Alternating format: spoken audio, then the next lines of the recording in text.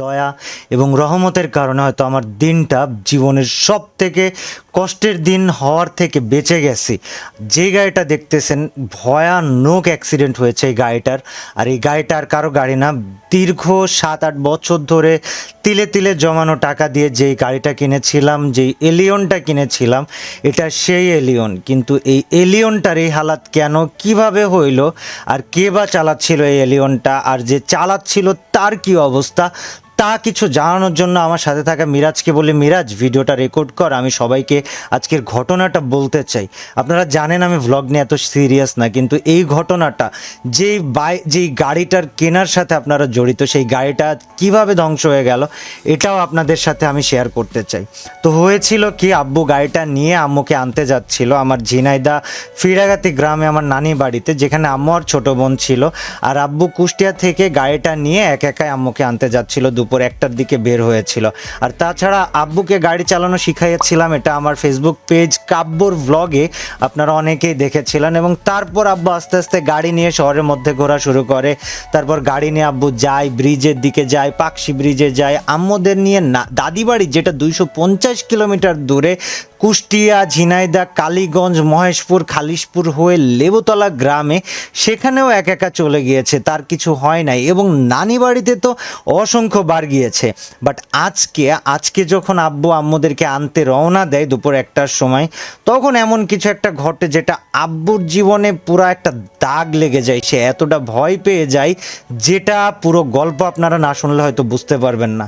তো ঘটনা ঘটে যখন দুপুর 1টা পার হয়ে 1:30টা পার হয়ে আব্বু ইসলামী বিশ্ববিদ্যালয় পার করে শেখপাড়া বাজার পার করে মদনডাঙ্গা এলাকাতে যায়। এই যে বাঁশঝাড় দেখতে পারতেছেন, এই বাঁশঝাড়ের এইখানে যখন আব্বু পৌঁছায়, তখন অলরেডি দুপুর প্রায় 2টা বাজে অবস্থা। আব্বু একাই চালাইতেছিল, বাট হঠাৎ করে এক সর্বনাশা ড্রাম ট্রাক এসে রাস্তার একদম কোনা দিয়ে, দেখেন বাস কিভাবে যাচ্ছে, এভাবে একদম কোনা দিয়ে এমনভাবে চাপায় দেয় যে আমার আব্বার যাওয়ার আর কোনো জায়গা থাকে না। এবং ওই জায়গাটাতে ওই বাঁশঝাড়ের 6-7টা বাঁশ ঝুলেছিল, যার কারণে আসলে তার যে বামে কি আছে সেটাও দেখার উপায় ছিল না। কিন্তু ট্রাকের হাত থেকে, সর্বনাশা ড্রাম ট্রাকের হাত থেকে বাঁচার জন্য সে যখন বাঁশের ভিতর দিয়ে চালাই দিতে চায়, যে হয়তো সামনে রাস্তায় আছে, বাঁশ ঝুলে আছে রাস্তার উপরে, আমি চলে যেতে পারবো, সে যখন চালায় দেয়, ভাই সামনের গাছে দাম করে বাড়ি লাগে। এবং আল্লাহর অশেষ রহমতে ভিতরের এয়ারব্যাগ যথাসময় খোলার কারণে আব্বুর মাথাটা দুম করে গাড়ির স্টিয়ারিংয়ে লাগতে পারতো, একটা ভয়ানক অ্যাক্সিডেন্ট হতে পারতো। বা আমার আব্বা, যে কিনা সুস্থ সবলভাবে, গায়ে তার একটা দাগও লাগে নাই, এই এয়ারব্যাগের কারণে আর আল্লাহ তাআলার বিশেষ রহমতের কারণে একদম পুরো সুস্থভাবে সে ধাক্কা লাগার পর জাস্ট একটা তকমা খায়। কিন্তু দেখেন গাড়িটা যেভাবে বাঁকা হয়ে আছে, এই অবস্থায় আব্বা কোনোভাবে ওইখান থেকে একা বের হতে পারতেছিল না। এবং এই সময় স্থানীয় মানুষজন ছুটে আসে, আশেপাশের মাঠে যারা কাজ করতেছিল তারা ছুটে আসে। আর আব্বা তখন ভিতর থেকে ইশারা করে যে আপনার একটু গাড়ির দরজাটা খুলেন। তো লোকজন তখন গাড়ির দরজাটা খুলে, আর আমি নিজে আব্বাকে বাসায় পাঠায় দেওয়ার পরে ওইখানে গাড়ির ভিতরে বসেছিলাম, যে কী অবস্থায় ছিল সে দেখি। ভাই বিশ্বাস করেন, একা বেরোনোর কোনো উপায় ছিল না। স্থানীয় মানুষজন তাকে ধরে যদি বের না করতো, সে হয়তো অনেকক্ষণ ওর ভিতরে আটকা থাকতো। তো ওই অবস্থায় যখন মানুষ বের করে, আব্বা সুস্থ সবল, তার গায়ে একটা দাগ লাগে নাই, এটা আল্লাহ তাআলার মুজিজা ছাড়া আর কিছু না। তো তারপরে আব্বা আমাকে ফোন দেয়, আমি ফোন পাওয়ার সাথে সাথে বাইক নিয়ে আর মিরাজকে নিয়ে, যে কিনা আমাদের ব্যঞ্জো মেন্স ফ্যাশনের ওনার মিরাজকে নিয়ে চলে যাই। আর মিরাজকে নিয়ে যাওয়ার সময় যখন দেখি আব্বা সুস্থ আছে, তখন বলি মিরাজ একটু ভিডিও কর, আমি সবাইকে একটু আজকের অ্যাক্সিডেন্টটা সম্পর্কে বলতে চাই, আর বাংলাদেশের সড়ক যে কতটা ভয়ানক, আমাদের চলাচলের জন্য কতটা অনিরাপদ, এটা জানাইতে চাই। তো যখন দেখি আব্বা সুস্থ আছে, আম্মা পাশে বসে কাঁদতেছে, ছোটো বোন ওখানে বসে আছে। আমার ছোটো বোন অ্যাক্সিডেন্ট হয়েছে শুনে তুম করে চলে আসছিল। তাদের সবাইকে নিয়ে আমি বাসায় পৌঁছায় দিব, একটা সিএনজি ঠিক করি। ভাই অ্যাক্সিডেন্ট, যেখানে বিপদে পড়ছি, কোথায় না সে আমাদের সাহায্যে আগায় আসবে, সে 200 টাকার ভাড়া 700 টাকা চাই। আমি তাকে 700 টাকায় রাগ করে দিয়ে দিই, কিন্তু আব্বু টাকাটা কেড়ে নিয়ে একটা অটো ডেকে অটোওয়ালার সাথে কথা বলে বাসার দিকে রওনা দেয়। এবং আমার শ্বশুর, যারা কিনা কুষ্টিয়া, পাবনা, রাজবাড়ির যত অ্যাক্সিডেন্ট বা ভারী কাজ চেন কপ্পারের মাধ্যমে ওনারাই করে থাকেন, ওনাকে ফোন দিয়ে বলে আব্বু এরকম অ্যাক্সিডেন্ট ঘটেছে, এরকম মদনডাঙ্গা নামে একটা জায়গায়, আপনি একটু লোক পাঠান। তো তখন আমার শালা, আমার ছোট চাচা শ্বশুর আর তার দলের লোকজন যাদেরকে দিয়ে উনি কাজ করায় তাদেরকে উনি পাঠায় দেয় এবং তাদেরকে নিয়ে মোটামুটিভাবে আমরা বিকাল 2টা মানে দুপুর 2টার সময় অ্যাক্সিডেন্ট হয়েছে, কিন্তু আমরা মোটামুটি বিকাল 5টার সময় তাদেরকে পাই এবং সব কিছু দাঁড় করায় গাড়িটা তোলার জন্য আমাদের সময় লেগে যায় 6টা।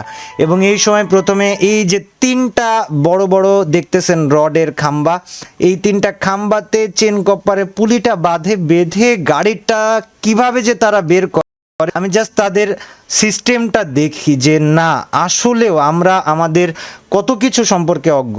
তো তারা ফার্স্টে পিছনের চাকা 2টাতে তাদের যেই বাঁধার জিনিসপত্র ছিল সেগুলা দিয়ে পিছনের 2টা চাকা বাঁধে, তারপর এই চেন কপ্পারের এই চেনটা নিয়ে কিভাবে যেন সিস্টেম করে টানতেছিল, আর খুব সহজে, মানে খুবই সহজে, এই যে দেখতেছেন গাড়ির চাকার সাথে বেঁধে এটা 2 চাকা পিছনের 2 সাইডের 2 চাকাতে বেঁধে নিয়ে উপরে পুলির সাথে একটা আংটা ছিল, সেই আংটার সাথে ওনারা লাগায় দেয় এবং তারপর গাড়ি দেখতে দেখতে দুম করে উপরে উঠে যায়। সেটা আপনারা ভিডিওতে আরেকটু ভিতরে গেলে দেখতে পারবেন। এবং এই যে কাজগুলো করার সম্পূর্ণ কাজ শেষ হইতে মাত্র আধা ঘন্টা সময় লাগছে। এই সময় গাড়ির কি হয়েছে না হয়েছে বা কতটা ক্ষতি হয়েছে তা আমি দেখতে পারি নাই, তবে যা বুঝেছিলাম যে গাড়ির সামনে হয়তো আর কোনো কিছু অবশিষ্ট নাই। কিন্তু ভাই, গাড়ি গেলে গাড়ি আসবে, আব্বা গেলে আব্বা আসবে না, সারা দুনিয়ার থেকে আব্বা দামি। তো আমার মাথায় কসম ভাই গাড়ির চিন্তায় আসে নাই, মানে আমি কেমন জানি গাড়ি নিয়ে খুব চিল ছিলাম যে আচ্ছা ঠিক আছে, একটা গাড়ি 5-7 বছর পরে হয়েছে, ইটস ওকে, আবার হবে, 2 মাস 4 মাস 6 মাস 1 বছর 1.5 বছর 2 বছর হয়তো সময় লাগবে, বাট আমরা আবার একটা গাড়ি কিনবো।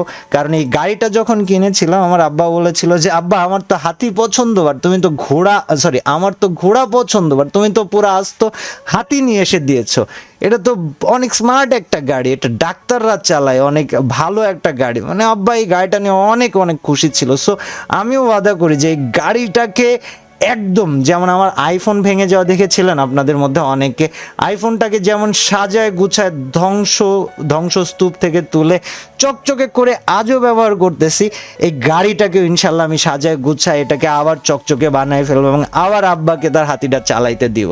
তো গাইজ, এই সময় মোটামুটি তারা চেন কপ্পারে পুলিতে সব কিছু লাগানো শেষ। ফার্স্টে তারা যেটা করে, তারা পিছনের 2টা চাকা উপরে পুলির সাথে বাঁধায় লিভার দিয়ে টানা শুরু করে এবং দেখেন 2 জন আর সামনে 2 জন, এই পাশে 2 জন, মোট তারা 6 জন এসছে। মাত্র 6টা মানুষ এরকম ভিতরে প্রায় গর্তের মধ্যে চলে গেছে এমন একটা জায়গা থেকে গাড়িটাকে অনায়াসে বের করে নিয়ে আসে। সো তাদেরকে আসলে হ্যাটস অফ, এনারা আমাদের সমাজে আসলেই সেই সব হিরো যাদেরকে নিয়ে তেমন কথা বলাই হয় না। সো তাদের প্রতি অনেক অনেক অনেক বেশি শ্রদ্ধা থাকবে।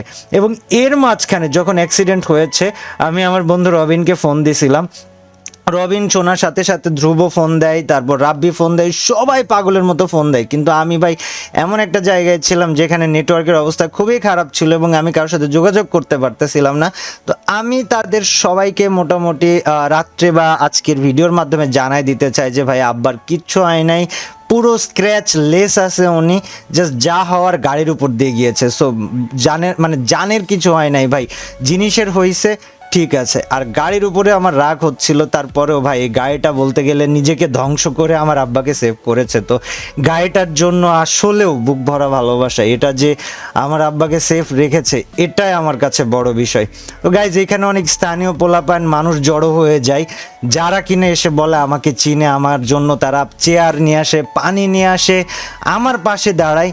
আর এই যে এত বছর ধরে ইউটিউবে কষ্ট করা, গেম খেলা, ভিডিও বানানো, আপনাদের সাথে পরিচিত হওয়া, আমার মনে হয় এইটাই এর সার্থকতা, যে যেই এলাকায় আমি কাউকে চিনি না, এলাকা চিনি না, মানুষ চিনি না, সেই এলাকায় আমার জন্য 15-20 জনের উপরে মানুষ চলে আসছে যে কাব্য ভাইয়ের কি হয়েছে, কাব্য ভাই আমরা আছি, আপনি চিন্তা করেন না।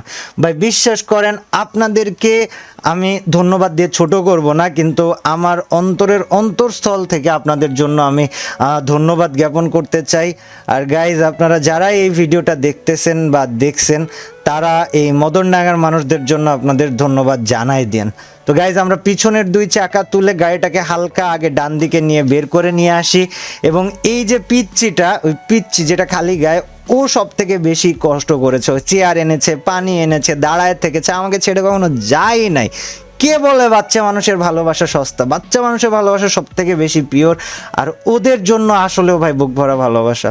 তো আমি মোটামুটি অপেক্ষা করতেছিলাম রবিনের জন্য। এই সময় যখন অপেক্ষা করতেছি, ততক্ষণে রবিন, জিম, মুন ওরা সবাই রওনা দেয়। আর মীরা, যারা আমি ভাই, মীরা যেমন একটা ছেলে, কেমনে বোঝায়, মানে আপনারা ওর শোরুম ব্যঞ্জো না দেখলে বা ওর পেজ ব্যঞ্জো না দেখলে বুঝবেন না যে ও আসলে কেমন একটা ছেলে। তো ডিসক্রিপশানে আমাদের ব্যঞ্জোর পেজের লিঙ্ক আছে, আপনারা চেক করে দেখেন। নতুন ক্লোদিং ব্র্যান্ড লঞ্চ করেছি, আমি চাই আমাদের সাথে আপনারা জড়িত হন। আমি চাই আপনাদেরকে ভালো কিছু একটা দিতে। গাড়ি একটা গেছে, ব্যবসার টাকা দিয়ে হয়তো আরেকটা হয়ে যাবে, বাট আপনারা সাথে না থাকলে কিছু সম্ভব না। সো গাইজ, আপনারা সাথে থাকবেন এই আশা করতেছে আপনাদের কাছে। ডিসক্রিপশানে ব্যঞ্জোর লিঙ্ক দেওয়া আছে। তো গাইজ, এই যে গাড়ি তুলতেছে উনি হচ্ছে ছোট চাচা, আর ছোট চাচা আসলে অনেক অনেক কষ্ট করেছে এই গাড়িটা তোলার জন্য। গাড়ি এই সাইড থেকে যখন দেখতেছি ভাই, একটু খারাপই লাগতেছিল জিনিসটাকে। আমি যতটা না ভালোবাসতাম, আমার আব্বা তার থেকে বেশি ভালোবাসতো। আমি মাঝখানে বলছিলাম যে আব্বু এটা বিক্রি করে দিই, দিয়ে না হয় আরেকটা CHR বা সিভিক কিনে, বাট আব্বা বলছে যে না, এটা প্রথম গাড়ি জীবনের, এটাকে বিক্রি করা যাবে না, এটাকে রেখে দাও। তো আমার জিনিস ব্যাপারটা মোটেও এমন না, জিনিসটা আব্বার এবং তার অনেক অনেক অনেক বেশি পছন্দের। তো আমার থেকে সে যে কত বেশি কষ্ট পাইছে আমি সেটা বুঝতে পারতেছি, এবং আমি আজকে এই ভিডিওতে তোমাদের সামনে ওয়াদা করতে চাই যে আল্লাহ তাআলা যদি আমাকে বাঁচায় রাখে আর তৌফিক দেয়, তবে ইনশাল্লাহ এই গাড়িকে চকাচক করে আমি আব্বার কাছে আবার তুলে দেব। তো যাক গাইজ, এই যে দেখতেছো, এবার পিছনটা তোলার পরে 4 চাকাতে ওনারা ওনাদের যে দড়িগুলো ওইগুলা বেঁধে পুরা গাড়িটাকে উঁচু করে একদম ঠেলে একটা জিনিসকে যে এইভাবে সরানো যায়, এটা চোখের সামনে না দেখলে বুঝতাম না। তো গাইজ, আমরা গাড়িটা মোটামুটি অলমোস্ট কাজ শেষই করে ফেলি, আর এর মধ্যে আমিও তাদের সাথে একটু হাত লাগানোর চেষ্টা করি।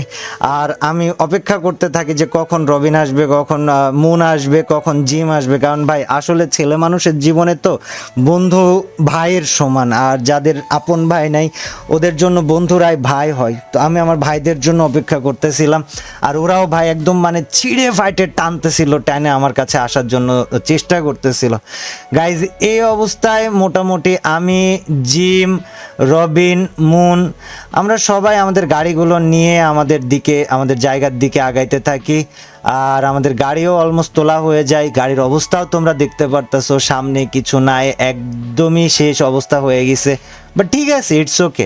একবার হইছে, আমরা কতটা পারি, আমাদের ক্ষমতা কতটুকু বা আল্লাহ তাআলা কতটুকু সামর্থ্য আমাদেরকে দেয়, সব কিছু মিলায় এই গাড়িটাকে তোমাদের সামনে আবার উপস্থাপন করব আরও একটা ভ্লগের মাধ্যমে। আর এর মাঝখানে গাড়ি রিপেয়ারিংয়ের যত কিছু, সব কিছু তোমাদের সাথে অবশ্যই শেয়ার করব, কারণ তোমাদেরকে না বললে আমার কেমন জানি ভাই ভালো লাগবে না বিষয়টা। সো গাইজ, তোমরা অবশ্যই আমার পেজ কাব্য অথবা ইটস কাব্য অথবা ইউটিউব চ্যানেল ইটস কাব্যতে খেয়াল রাখো, অ্যান্ড দেখো যে আমরা কিভাবে জিনিসটা ফিক্স করার চেষ্টা করি।